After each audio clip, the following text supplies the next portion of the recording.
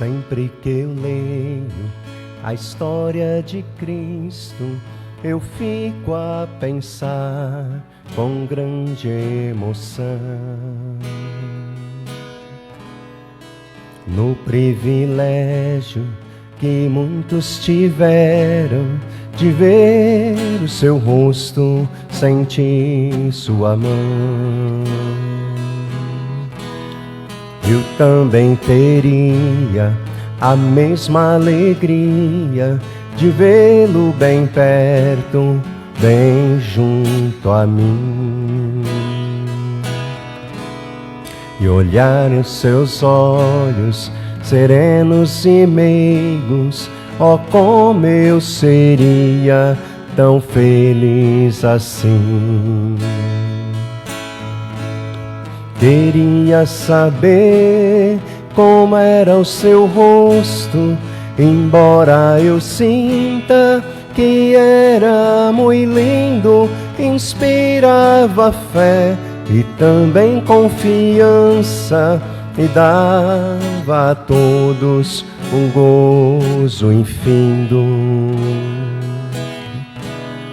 Ao ver as gravuras, os quadros pintados daquilo que dizem ser o meu Senhor, meu ser não aceita o que está na tela. É falsa a inspiração do pintor. Não creio num Cristo vencido, cheio de amarguras, semblante de dor. Eu creio num Cristo de rosto alegre, pois creio num Cristo que é vencedor. Um dia também o verei face a face, e assim eu creio pela minha fé. Oh, aleluia, verei o seu rosto, verei a Jesus, como Ele é. Oh, aleluia, verei o seu rosto, verei a Jesus, como Ele é.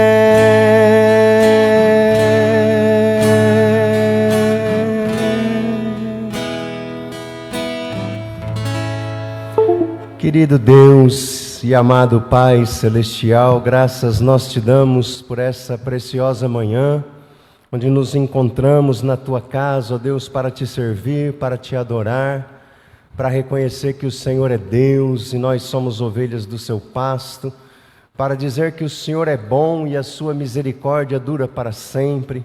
Louvado, engrandecido seja o Seu nome por tudo que o Senhor é e por tudo que o Senhor faz por nós. Pai, receba o nosso culto, a nossa escola bíblica, os nossos louvores, a nossa gratidão a Deus, porque nós louvamos o Seu nome no nome do nosso Senhor e Salvador Jesus. Amém e amém. Quero saudar você com a graça e a paz do nosso Senhor Jesus. Amém? Você que pode, fique de pé, nós vamos louvar ao Senhor, dizer que Ele é bom, que por amor a vida Ele entregou por nós, e nós somos gratos por isso, né?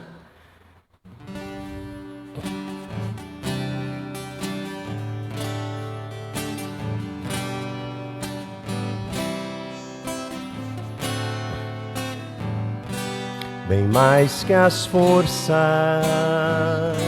poder e reis, e a natureza e tudo que se fez, bem mais que tudo criado por tuas mãos.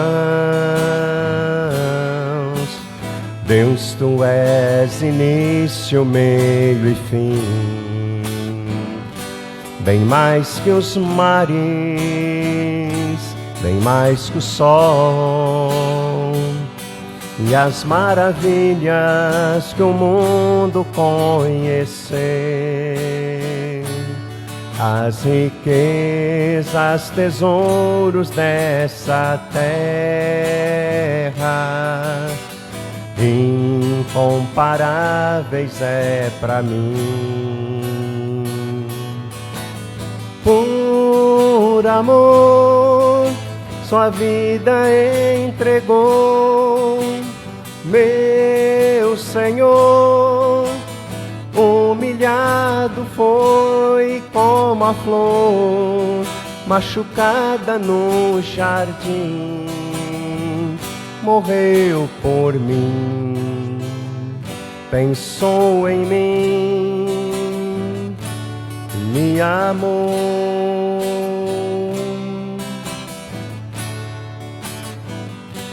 Bem mais que as forças, poder e reis, que a natureza e tudo que se fez, bem mais que tudo criado por tuas mãos. Deus, tu és início, meio e fim, bem mais que os mares,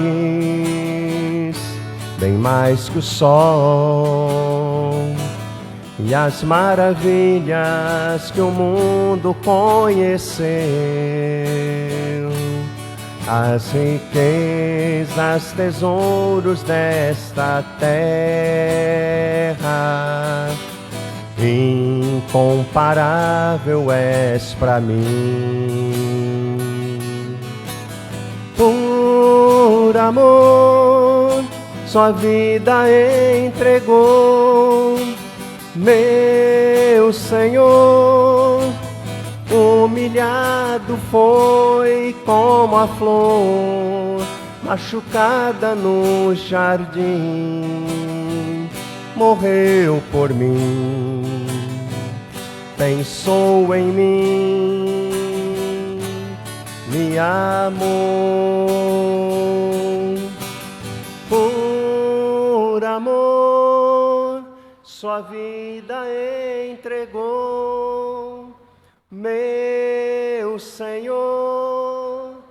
Humilhado foi como a flor machucada no jardim, morreu por mim, pensou em mim, me amou. Por amor, sua vida entregou, meu Senhor. Humilhado foi como a flor machucada no jardim, morreu por mim, pensou em mim, me amou. Como a flor machucada no jardim, morreu por mim, pensou em mim, me amou. Amém. Glória a Deus por tão grande sacrifício, que Ele fez por nós ao dar o seu Filho Jesus para morrer por nós na cruz, num ato, numa atitude de amor, Me derramar, dizer que te amo, me derramar, dizer que preciso, me derramar, dizer que sou grato, me derramar, dizer que és formoso.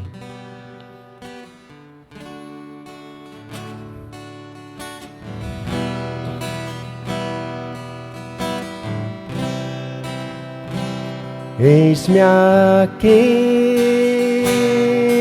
outra vez, diante de ti abro meu coração, meu clamor tu escutas e fazes cair as barreiras em mim.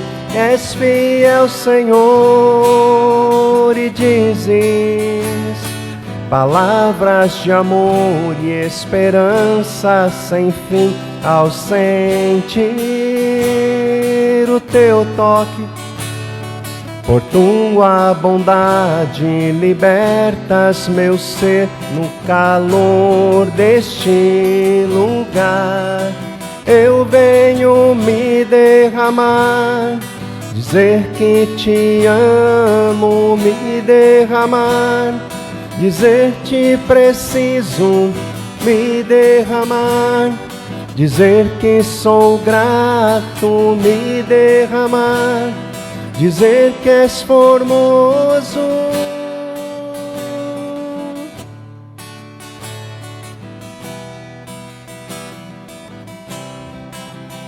Eis-me aqui outra vez, diante de ti abro meu coração, meu clamor tu escutas e fazes cair as barreiras em mim.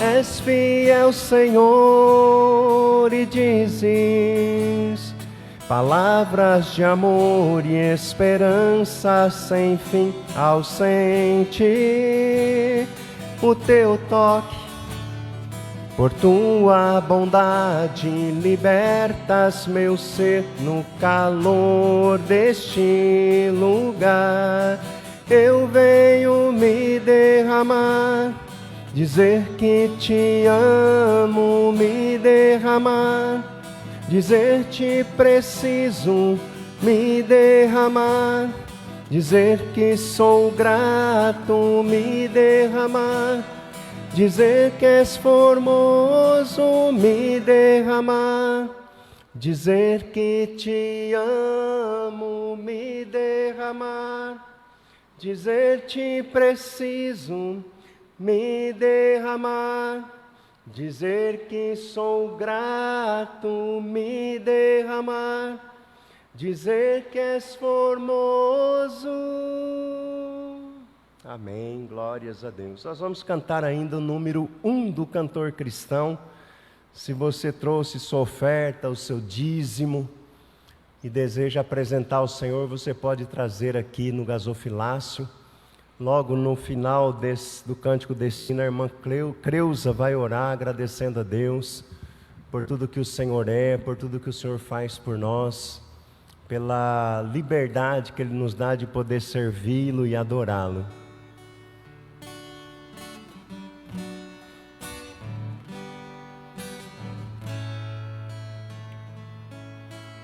A ti, ó Deus, fiel e bom Senhor, eterno Pai supremo benfeitor, nós os teus servos vimos dar louvor. Aleluia, aleluia.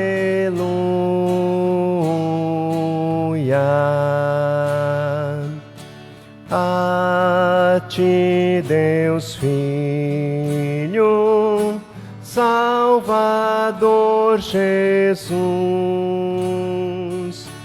da graça fonte, da verdade a luz, por teu amor medido pela cruz. Aleluia, aleluia.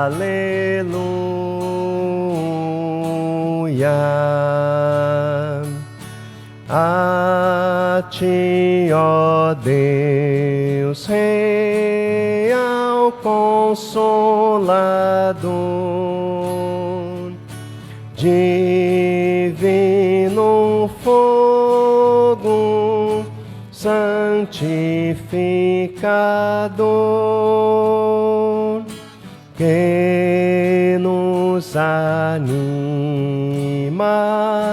nos acende o amor. Aleluia, aleluia.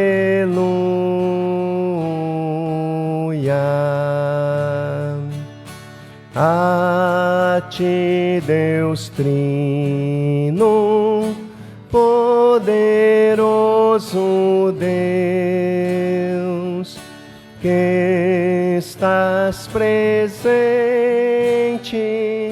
sempre junto aos teus, a ministrar as bênçãos lá dos céus. Aleluia, aleluia.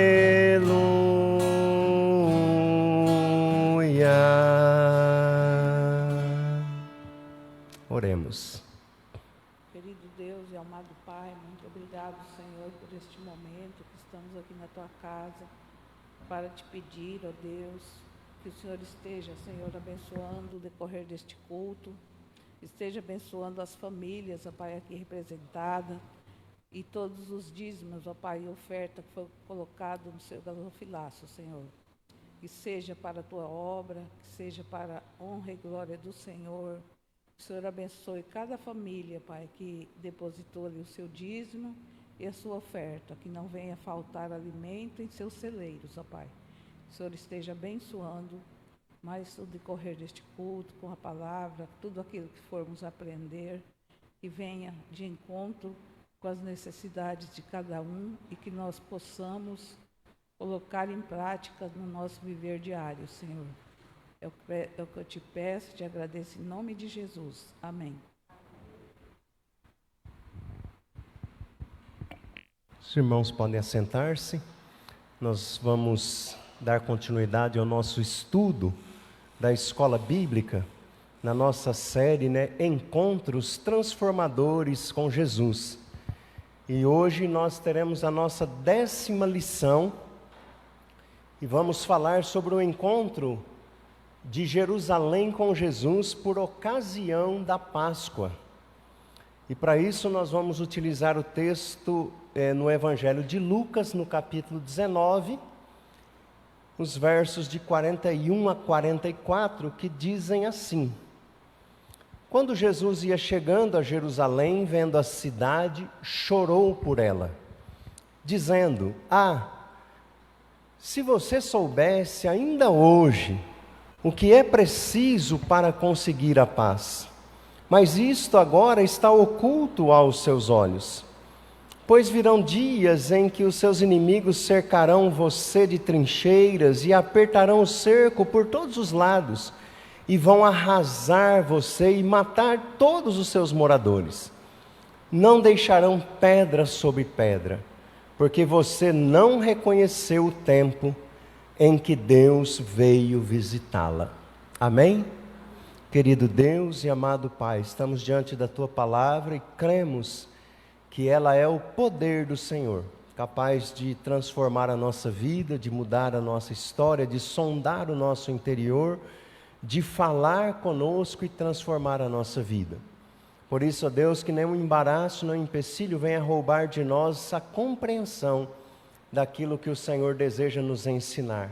E uma vez que aprendamos aquilo que é o desejo do Senhor, que possamos produzir frutos e que a Tua palavra encontre no nosso coração um terreno fértil para produzir os frutos que o Senhor deseja. Assim oramos gratos no nome de Jesus. Amém. Amém.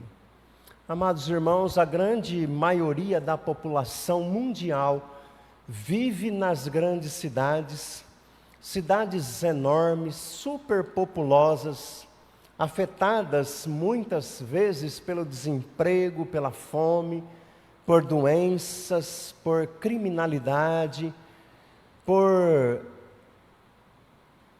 falta muitas vezes dos serviços básicos como eletricidade, abastecimento de água, a rede sanitária e coleta de lixo muitas vezes estão aquém do desejável e até mesmo muito aquém do necessário. E essa não era uma realidade das cidades pequenas, mas hoje a gente também já convive com essa realidade. E é nesse cenário de dramaticidade que nós devemos, e podemos fazer a diferença como a Igreja de Jesus. Na condição de uma agência divina de transformação, não somente espiritual, mas também social. Jesus demonstrou, e isso fica muito claro nas suas palavras, uma preocupação com a cidade. E o exemplo de Jesus deve também nos inspirar. E é por isso que o nosso estudo de hoje propõe uma abordagem em torno desta preocupação que levou o Senhor Jesus a chorar diante de Jerusalém, quando para lá se dirigia, a fim de participar daquela que seria a sua última celebração da Páscoa. E para a gente ter convicção disto, que Jesus se preocupa, que Deus se preocupa com as cidades, nós vamos ver outros textos da Sagrada Escritura que fala acerca desse tema. Por exemplo, em Jeremias 29, o versículo 7, o Senhor diz assim: procurem a paz na cidade para onde eu vos deportei, e orem por ela ao Senhor, porque na sua paz vocês terão paz. Então Deus está dizendo que vai deportar eles para a Babilônia, Jeremias fala sobre isso, e ali na Babilônia, embora eles estivessem em terra estrangeira, eles deveriam procurar a paz na cidade e orar pela cidade, porque na paz, havendo paz na cidade, o povo também teria paz. O segundo texto está em Jonas, capítulo 3, versos 5 e 6. Jonas, capítulo 3, versos 5 e 6, que dizem assim: os ninivitas creram em Deus, proclamaram um jejum, vestiram roupa feita de pano de saco, desde o maior até o menor. Quando esta notícia chegou ao rei de Nínive, ele se levantou do seu trono, tirou os trajes reais, cobriu-se de pano de saco e sentou-se sobre cinzas. E aqui a gente vê a reação da cidade de Nínive, que era uma cidade terrível, uma cidade muito ruim, quando ela ouviu a proclamação da palavra do Senhor, da mensagem do Senhor, ela se converteu.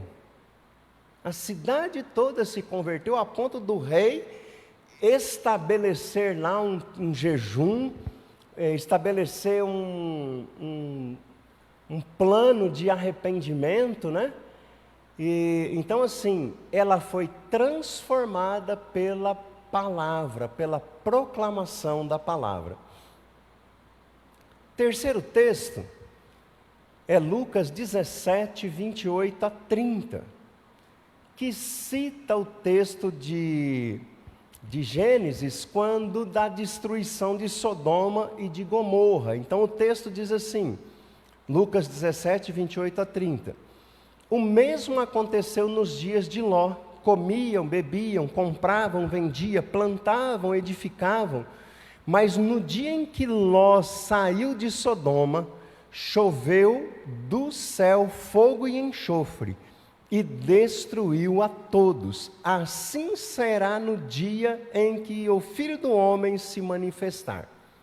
Um outro texto correlato a este, ou que pelo menos fala da mesma preocupação de Deus, é 2 Pedro 3, versículo 7. 2 Pedro 3, 7, que diz assim: pela mesma palavra, os céus e a terra que agora existem têm sido guardados pelo fogo, estando reservados para o dia do juízo e da destruição dos ímpios. Então, considerando aquilo que aconteceu a Sodoma e Gomorra, a gente pode ver as consequências que virão sobre aqueles que rejeitarem a vontade de Deus. E como cristão, devemos crer no juízo de Deus, né? Porque a palavra de Deus sempre se cumpre. O quarto texto está em Neemias capítulo 1, versos 3 e 4, que diz assim: e eles me responderam, os restantes do que sobreviveram ao exílio e se encontram lá na província, estão em grande miséria e humilhação. As muralhas de Jerusalém continuam em ruínas, e os seus portões foram destruídos pelo fogo. Quando ouvi essas palavras, eu me sentei, chorei e lamentei por alguns dias. Fiquei jejuando e orando diante do Deus do céu. Veja o exemplo que a gente pode ver aqui em Neemias, diante da aflição que havia alcançado a cidade de Jerusalém, naquele tempo de Neemias, né? E como ele sentiu aquilo no seu coração e desejou fazer alguma coisa. Mais para frente a gente vai ver na história dele que ele pede para o rei, para que ele pudesse tirar um período ali de serviço ao rei e fosse lá para restaurar os muros da cidade, né? O quinto texto está em Lucas 13, 34, que diz assim: Jerusalém, Jerusalém, você mata os profetas e apedreja os que são enviados. Quantas vezes eu quis reunir os seus filhos, como a galinha junta os do seu próprio ninho debaixo das suas asas, mas vocês não quiseram. Veja, Jesus faz uma denúncia aqui contra a cidade, dizendo que ele quis guardá-la, protegê-la, dar direção, mas ela não quis. Então, como igreja de Jesus, nós temos demonstrado a mesma preocupação em relação à salvação da nossa cidade? Veja, todos esses textos que eu citei mostram a preocupação de Deus e de Jesus para com a cidade.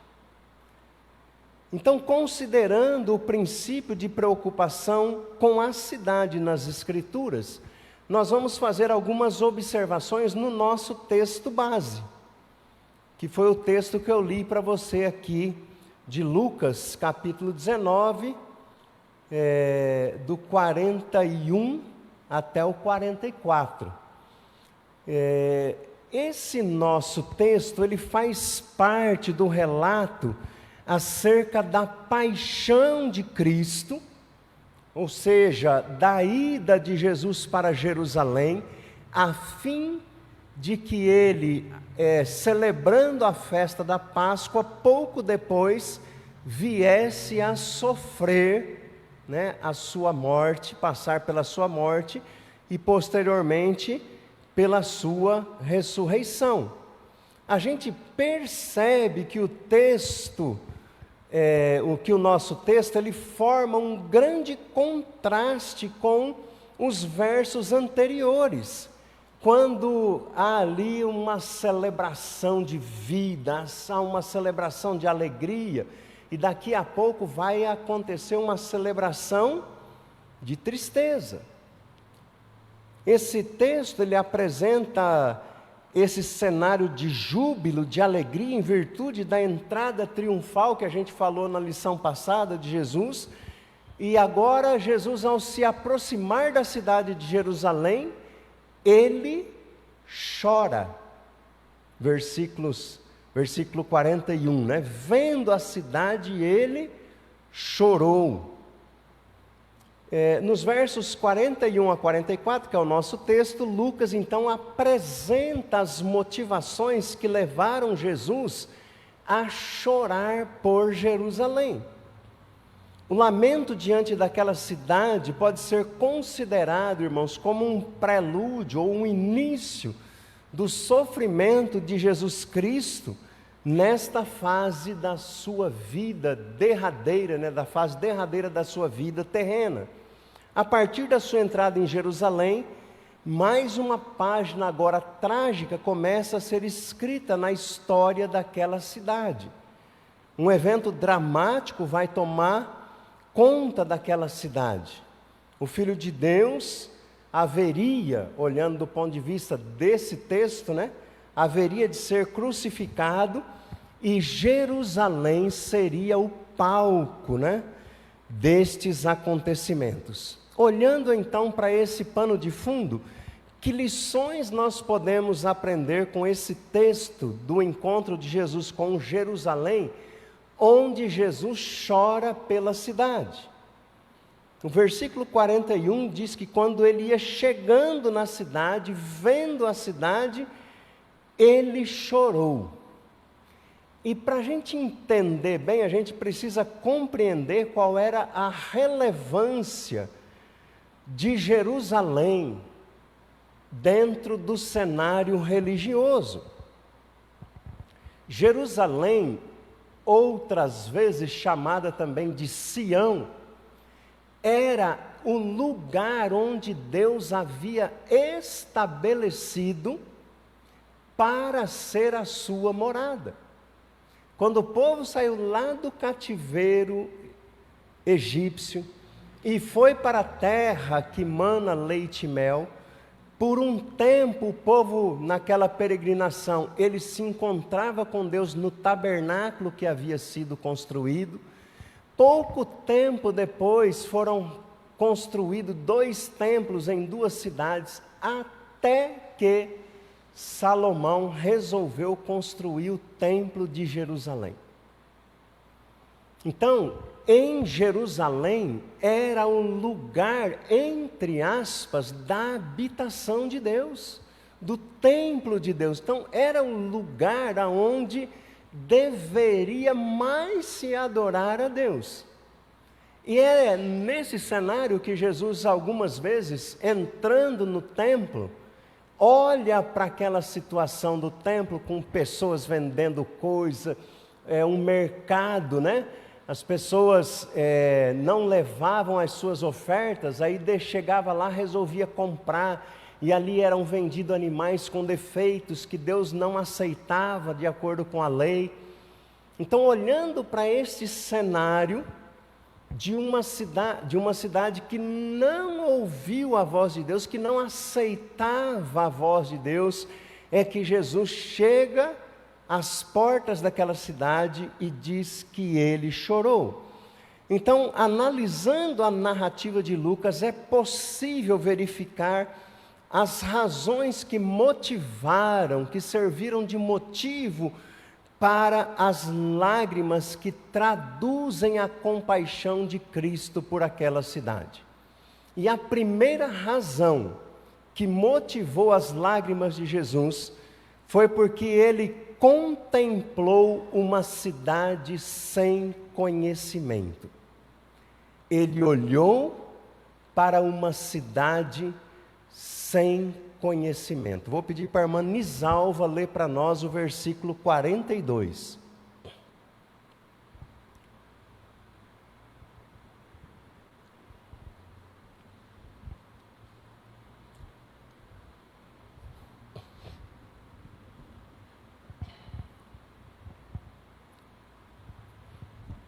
Lucas 19, 42. dizendo: se tu conhecesses também, ao menos neste teu dia, o que a tua paz pertence, mas agora isso está encoberto aos teus olhos. Amém. Muito obrigado, irmã. Aqui tem um princípio que a gente precisa extrair do texto. Nem sempre o fato de nós ouvirmos algo nos leva ao conhecimento deste algo. Às vezes a gente vai para a escola, fica a aula inteira escutando e sai de lá sem aprender nada. Então o fato de ouvir, de escutar, não gera automaticamente conhecimento. Jesus está dizendo que Jerusalém não conhece, a cidade não conhece o que é preciso para conseguir a paz. Irmãos, Jerusalém era uma cidade insensível aos olhos de Jesus, era uma cidade que não conhecia aquilo que era necessário para alcançar a paz. Um teólogo chamado Leão Morris, ele diz que a gente deve entender essa paz como a paz com Deus.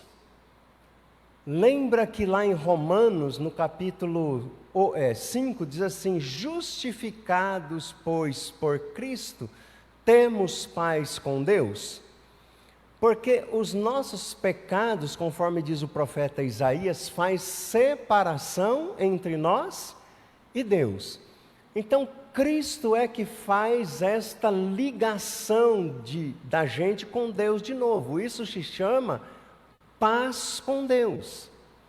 Então, Jerusalém não conhecia essa paz com Deus, que é o resultado de um relacionamento correto entre a criatura e o seu Criador. Aquilo que é o ingrediente principal para a paz verdadeira. Mas Jerusalém não conhecia isso. Agora a pergunta: ela já não tinha ouvido sobre isso? Os profetas estavam lá. Eles pregavam sobre a esperança messiânica lá em Jerusalém. Jesus já tinha ido lá e pregado lá. Então, escutar, eles já tinham escutado. Jerusalém não conhecia isso. Ela estava próxima do templo do Senhor, mas longe do Senhor do templo. Na última vez que Jesus tinha visitado a cidade, está narrado lá em Mateus 23, do 37 ao 39, que a gente já leu. Jesus fala: Jerusalém que mata os profetas, que apedrejas aqueles que foram enviados, porque eles iam lá e falavam da verdade, mas Jerusalém escutava, mas não aceitava. Essa atitude da cidade, meus irmãos, revela o seu desconhecimento das coisas que diziam respeito à paz com Deus. Ao contemplar com o seu olhar de misericórdia essa cidade insensível, destituída de conhecimento, Jesus não resistiu e chorou lágrimas de compaixão. Porque o desejo de Deus é que todos se salvem. Então o Evangelho é anunciado para todos, e quando alguém não aceita o Evangelho, Jesus chora lágrimas de compaixão, porque gostaria que aquela pessoa compreendesse, conhecesse a verdade acerca da paz e se convertesse. Um outro teólogo chamado Martin Weigenautner, é um nome difícil, hein? Diz que Jesus deseja que Jerusalém reconheça, que aceite, entre aspas, aquilo que serve para a paz, aquilo que é fundamental para a paz.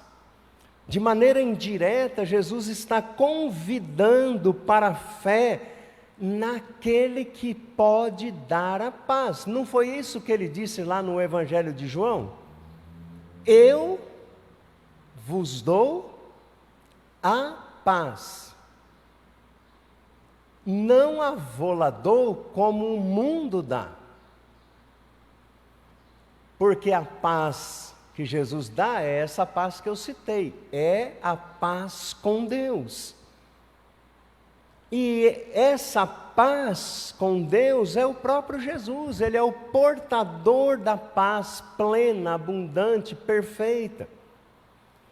E ao considerarmos, irmãos, as atitudes de Jerusalém, não podemos nos esquecer de que estamos em um mundo que também demonstra desconhecer aquilo que é necessário, que é devido à paz, por causa do seu distanciamento de Deus.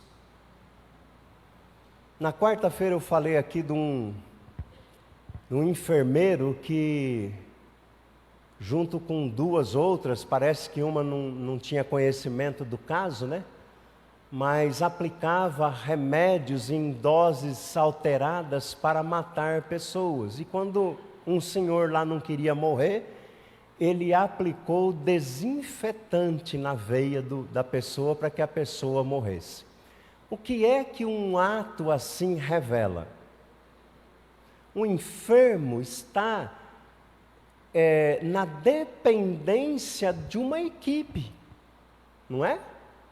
Ali tem um médico que vai atender, tem os enfermeiros, tem uma equipe toda que vai ali e ele está na mão deles. Uma pessoa que está em coma depende totalmente da equipe. E aí vai uma pessoa, ao invés de fazer o bem, faz o mal. O que isso revela? Falta de Deus. Falta Deus. E por desconhecer, por estar longe de Deus, é que não aceita aquilo que vem de Deus. Não há conhecimento de Deus, e aonde não há o conhecimento de Deus, a miséria, o caos se estabelece em todas as áreas da vida do ser humano. Por esses dias foi preso uma pessoa aqui em Martinópolis com 400 quilos de cocaína. Você sabe o que é isso? 400 quilos de cocaína? É uma pessoa que quer matar o meu filho, seu filho, porque isso vai levar à morte. Então, não havendo conhecimento de Deus, a miséria, o caos vai se estabelecendo na vida das pessoas. Veja só o que o profeta Oséias disse lá no capítulo 4, entre os versos 1 e 6. Diz assim que o Senhor tem uma contenda contra os habitantes da terra, porque nela não há verdade, nem amor, nem conhecimento de Deus. Ele diz assim: o meu povo está sendo destruído porque lhe falta conhecimento. E mais uma vez digo para você que esse conhecimento não é intelectual, não é a pessoa ler sobre Deus e aprender sobre Deus, mas é conhecer Deus na vida, de andar com Ele, de viver com Ele, de obedecer a Ele. Amados, mais de 400 anos havia se passado depois que Oséias escreveu essas palavras.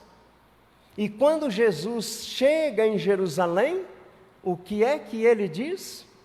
Ah, Jerusalém, se você conhecesse. Ou seja, faltava conhecimento de Deus. Hoje, mais de 2000 anos depois de Jesus e mais 400 depois de Oséias, o mundo continua a evidenciar a falta de conhecimento de Deus. Contemplando essa triste situação e alarmado diante dela, um poeta cristão escreveu o seguinte poema: há muitos que perdidos, por fim caminham sem saber, ou seja, sem ter conhecimento. Vão sem ouvir da paz, sem conhecer a paz. Será que não nos pesa deixar que morram sem saber que só Jesus é a paz, que só em Cristo há paz? Amados, Jesus há de voltar. E já tem muita gente falando sobre isso. Ele há de voltar. E muitos estão dizendo que entendem que ele não deve demorar, porque tem se aumentado demais a ciência, mas não o conhecimento de Deus. E ele vai voltar não apenas para Jerusalém, porque a Bíblia diz que todo olho verá. Só que desta vez ele não voltará para chorar, para ter compaixão, para chorar com coração misericordioso, mas ele voltará como juiz do mundo. Então, o mundo, a nossa cidade, precisa conhecer da paz. Precisa conhecer o príncipe da paz. Nós precisamos conhecer o príncipe da paz. A segunda razão que motivou as lágrimas de Jesus foi porque ele contemplou uma cidade que seria destruída. Deus não criou o ser humano para ser destruído, para morrer. Deus não criou o ser humano com essa finalidade. A morte entrou na vida do ser humano como uma intrusa pela desobediência de Adão. Romanos diz que por um homem só entrou o pecado no mundo e com ele a morte. Então Deus não criou, por isso que há uma compaixão no coração de Jesus e ele chora, porque aquela cidade, uma das mais importantes do mundo na época, seria destruída. E de acordo com esses versículos que vou pedir para a irmã Rose ler para nós, o 43 e o 44, ele vê uma destruição iminente.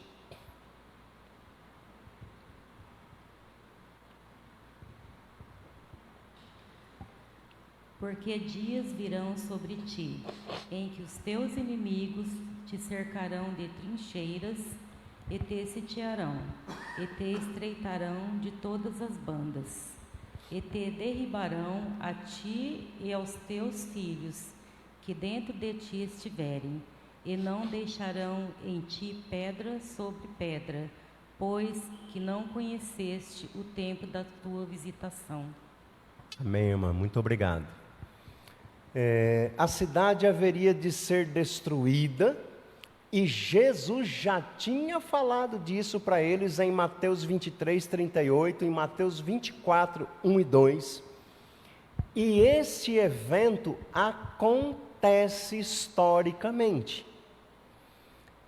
O general Tito, um general romano, invade com os soldados romanos Jerusalém no ano 70 depois de Cristo. e destrói a cidade. E se cumpre aquilo que Jesus diz: olha, não vai ficar pedra sobre pedra.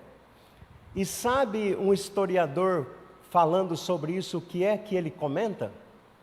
Que os romanos puseram fogo no templo de Jerusalém. E era um templo muito rico, com muita riqueza, com muita prata, muito ouro. E o ouro do templo derreteu. E as pessoas iam lá para tentar pegar o ouro, só que o ouro derretia e ficava entre as pedras. Então ela tinha que arrancar a pedra dali para poder pegar o ouro. E aí se cumpre, não ficará pedra sobre pedra, porque as próprias pessoas arrancavam as pedras do lugar para tentar garimpar ou tirar ali do ouro, né? Então isso de fato acontece quando o general Tito, com seu Império Romano, invade Jerusalém e destrói completamente a cidade, né? Ao contemplar aquela cidade tão cheia de si, irmãos, injusta e também insensível, Jesus chorou, porque ele sabia da destruição que fatalmente viria. No caminho, quando Jesus vai para o Calvário, ele novamente exorta a cidade, um pouco mais para frente aqui de Lucas, no capítulo 23, os versos 28 a 30.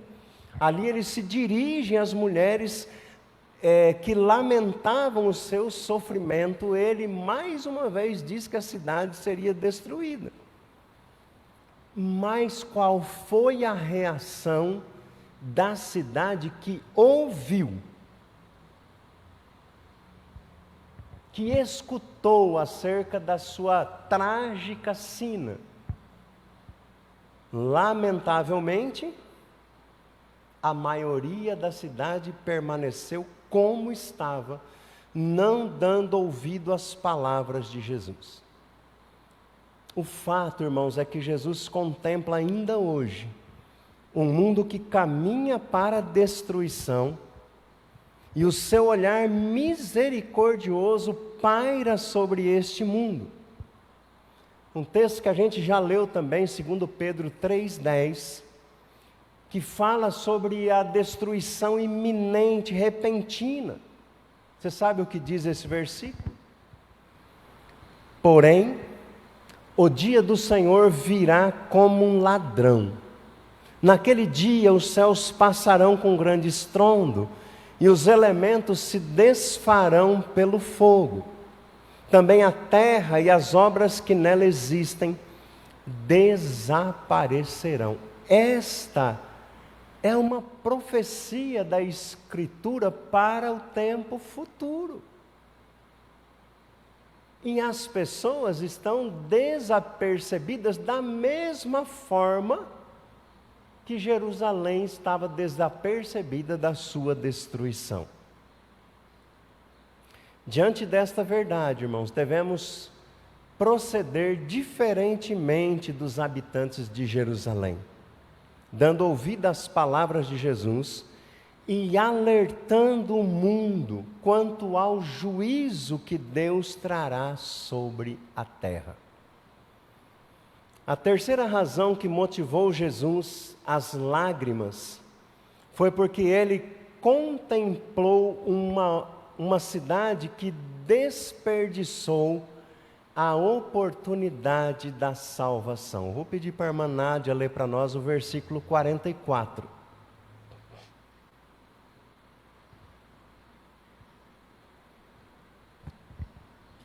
E te arrasarão, e aos teus filhos dentro de ti. Não deixarão em ti pedra sobre pedra, porque não reconheceste a oportunidade da tua visitação. Não reconheceu a oportunidade da tua visitação. Esse versículo, irmãos, evidencia este fato triste. Jerusalém foi palco dos grandes acontecimentos da história da redenção. Eu já falei aqui que Deus escolheu aquele lugar para a sua habitação ali, no Antigo Testamento, que era representada pela presença do templo ali em Jerusalém. Então, já começa ali, antes e depois, e durante e depois do ministério de Jesus, esta cidade experimentou grandes acontecimentos na história da salvação do povo. Era a cidade das promessas feitas por Deus. Foi o ponto de partida do cristianismo para o mundo. Em Jerusalém, a igreja de Jesus foi fundada lá no dia de Pentecostes. E de fato, Jerusalém ocupava um lugar importante na história sagrada. E ocupa até hoje. Mas até hoje ela continua a desperdiçar a oportunidade de reconhecer, de salvação por não reconhecer Jesus como Senhor e Salvador. Por não reconhecer Jesus como Messias, como Senhor e Salvador do mundo. Conforme a declaração de Jesus na carta de Mateus, capítulo 23, 37, que a gente já leu também, diz assim: Jerusalém, Jerusalém, que mata os profetas e apedreja os que lhes são enviados. Quantas vezes eu quis reunir os seus filhos, como a galinha junta os seus pintinhos debaixo das suas asas, mas vocês não quiseram. E aqui duas coisas precisam ser consideradas. Primeira é a expressão que enfatiza que Jerusalém teve muitas oportunidades. Olha o que Jesus diz. Quantas vezes? Ele está utilizando aqui uma figura para dizer que assim não foi uma, nem duas, nem três. Quando a gente vai falar com o nosso filho uma coisa que a gente já falou um monte de vezes para ele, né, não fazer, a gente fala assim: quantas vezes eu já disse para você não fazer isso? É porque a gente já perdeu as contas. E Jesus está dizendo: quantas vezes eu quis reunir vocês como a galinha ajunta os seus pintinhos debaixo das suas asas. Então não foi nenhuma nem duas oportunidades que a cidade teve. Mas qual foi a resposta da cidade? Mas vocês não quiseram. Eu passei por um tempo uma dificuldade e aí orando, pedindo para Deus dar uma direção tal, e eu dormia com um radinho de pilha assim e colocava ele para parar de funcionar meia-noite. E eu acordei, era 2h da manhã com aquele rádio falando, era um pastor pregando. E ele usava um texto lá do profeta Isaías, no capítulo 10, que dizia assim: eu falei para vocês irem para o Egito, porque indo para lá eles seriam preservados. Já no tempo do profeta Isaías. E ali estará a paz de vocês, porque iria vir uma outra nação, né, que era a Babilônia, e iria levar o povo cativo. E aí estava assim: em confiar em mim está o vosso descanso, mas vocês não quiseram. Olha só que palavra. E o pastor pregava sobre isso. Às vezes a gente não descansa, não entrega, não confia em Deus, e a gente quer lutar com a nossa força, com o nosso poder, achando que a gente era essa situação de Jerusalém. Eles se achavam o máximo e deixavam de confiar em Deus. E Deus vai falando, vai mostrando, vai ensinando, né? E a gente vai brigando, vai lutando. A gente precisa ter a sensibilidade para ouvir a voz e os ensinamentos de Deus, mesmo quando eles são doloridos para a gente. mesmo quando Ele quer tirar o controle da nossa mão. Porque muitas vezes a gente quer ter o controle. E a insensibilidade da cidade, que fez Jesus verter lágrimas de compaixão e pesar, retrata muito bem, meus irmãos, a maneira como o mundo hoje encara a oportunidade da salvação. Muito. As pessoas muitas vezes se mostram mais interessadas nos seus negócios, na sua profissão, em seus estudos, nos seus amigos, no templo, na religiosidade legalista muitas vezes, tal qual como aqueles que crucificaram a Jesus. Jesus foi condenado porque ele dizia ser rei. Aliás, as pessoas também diziam, aqueles que o seguiam.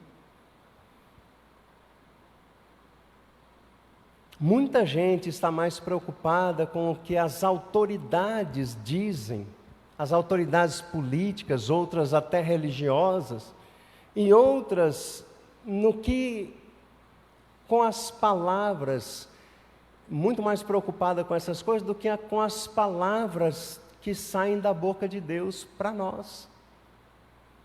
Nós estamos vivendo um período da graça, no período do amor, no período da misericórdia de Deus, em que a salvação de Deus é extensiva a todos. Lá em 1 Timóteo, no capítulo 2, apresentando ali Jesus como o único mediador, no verso 4, a palavra diz assim, 3 e 4, né? Diz assim: isto é bom e aceitável diante de Deus, nosso Salvador, que deseja, então é Deus que deseja, que todos sejam salvos e cheguem ao pleno conhecimento da verdade. Então Deus deseja que todos sejam salvos, e a gente vive nesse tempo onde a salvação é estendida a todos. Porém, entretanto, todavia, muitos não querem nem saber disso e estão desperdiçando a oportunidade da salvação. Mas creia, haverá o dia do Senhor. Esse dia virá. Conforme já lemos lá em 2 Pedro 3:10, virá como um ladrão da noite. E aqui ele está usando uma figura de linguagem para dizer que o dia do Senhor será repentino. Você não sabe quando é que o ladrão virá, né? Então ele virá de repente, quando menos se esperam. E ele já deu exemplo, ele falou assim como foi lá nos tempos de Sodoma e Gomorra. Eles comiam, bebiam, casavam, se davam em casamento e repentinamente veio fogo do céu. Assim virá. E diante desta verdade que é imutável e irrefutável, somos exortados a não receber em vão a graça de Deus. 2 Coríntios 6:2 diz assim: eis agora o tempo sobremodo oportuno, eis agora o dia da salvação. De acordo com um teólogo chamado Robert Lincoln, para os pobres e oprimidos da cidade, para os perdidos e não evangelizados da cidade, para os ricos e também os da classe média, beneficiados e seduzidos pelos sistemas de suas cidades, para os sistemas e estruturas da mesma cidade, possuídas por um demônio que abusa dessa cidade, Cristo e a sua igreja são a única esperança. Cristo e a sua igreja é a única esperança para a cidade. Para a gente pensar e agir. Como que a igreja, ou melhor, como igreja de Jesus neste local, você tem se mostrado relevante em sua cidade? Qual tem sido a reação sua, ou a reação da sua cidade em resposta da missão da igreja? A cidade percebe que a sua igreja, que você, como a igreja de Jesus, cumpre a missão designada por Ele? Terceiro, você já chorou pela sua cidade? No mesmo tempo que a gente tem reclamado aí dos buracos que há na nossa cidade, a gente tem chorado por ela. O choro de Jesus foi um ato de profundo amor, de compaixão e de dor pela incredulidade de Jerusalém. Também pelo seu trágico destino e o destino do seu povo que enfrentaria porque rejeitaram a visitação de Deus, rejeitaram a oferta de paz, rejeitaram a salvação do Messias. É o desafio nosso como a igreja de Jesus. Amar a nossa cidade, chorar por ela, desejar que ela conheça aquele que é a origem, a razão da verdadeira paz. Amém? Se você pode, fique de pé, nós vamos cantar um cântico, que em outras ocasiões também a gente já cantou aqui, que é Deus sara Martinópolis, que a nossa cidade seja curada, né?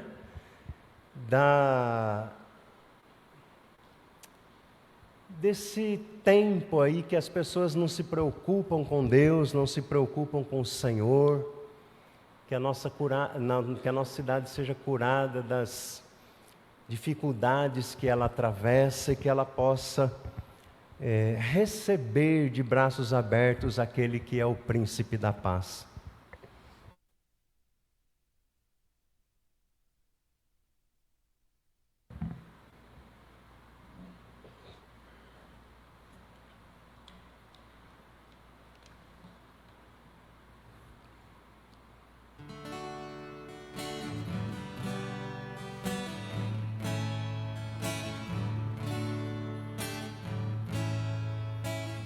Deus sara Martinópolis com o teu poder, com o óleo da tua unção.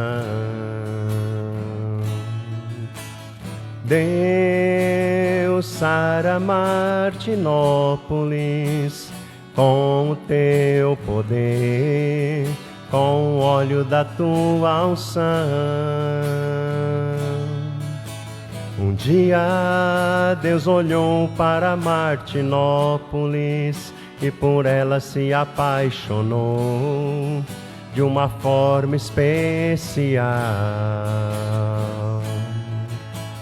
Um dia Deus olhou para Martinópolis e ela se apaixonou de uma forma especial.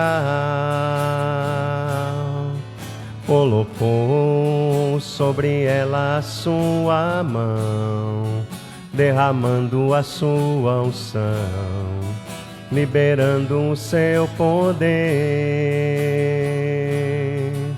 Colocou sobre ela a sua mão, derramando a sua unção, liberando o seu poder.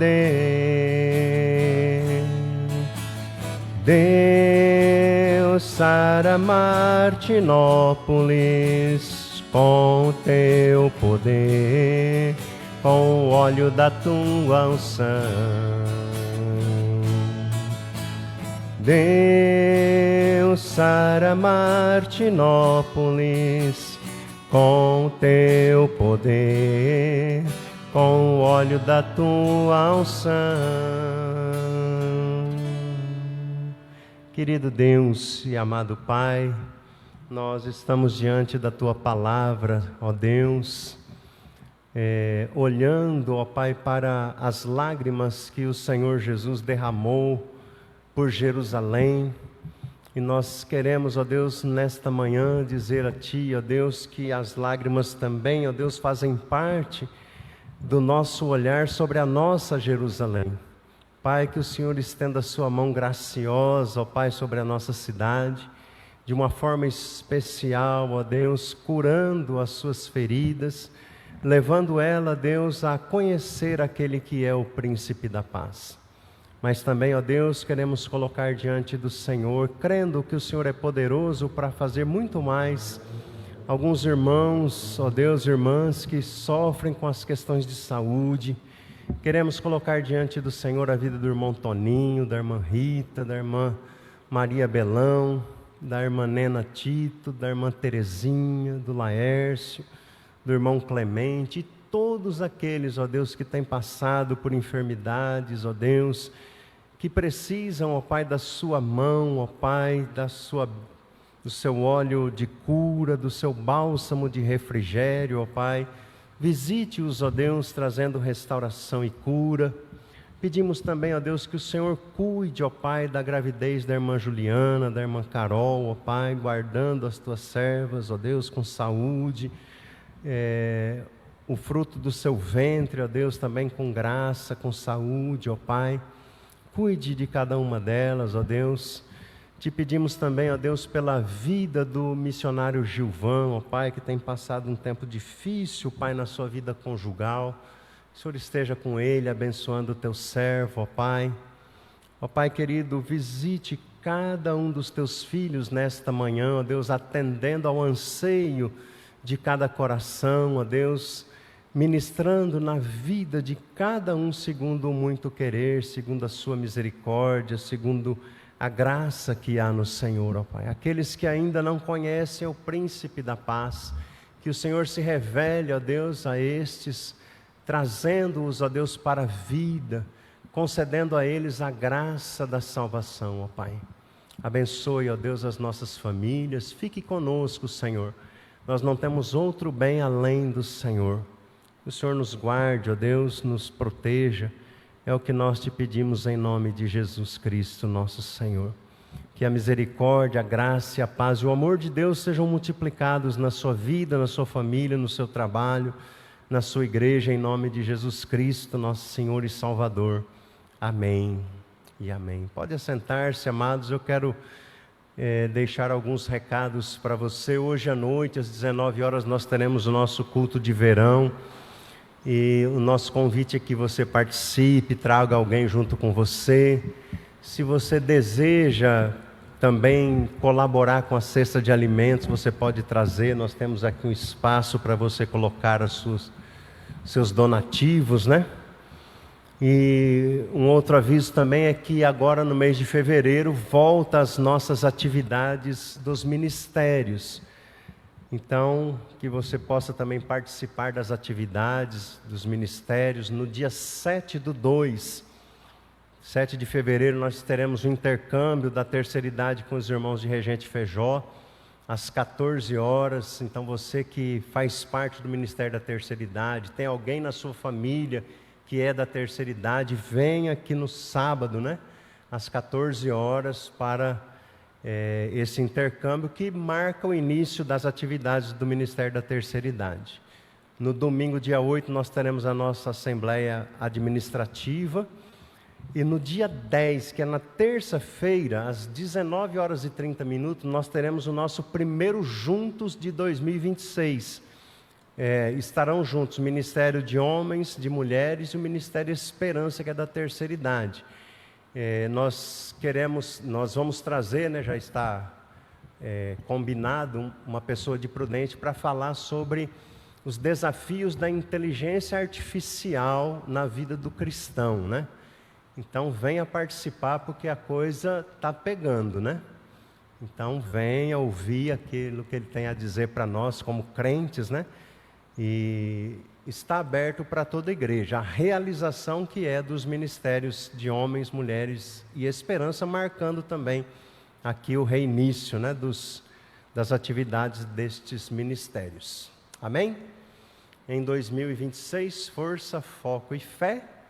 Fique firme. Com oração silenciosa, encerramos a nossa escola bíblica, desejando a você um bom domingo debaixo da graça e da paz do nosso Senhor Jesus.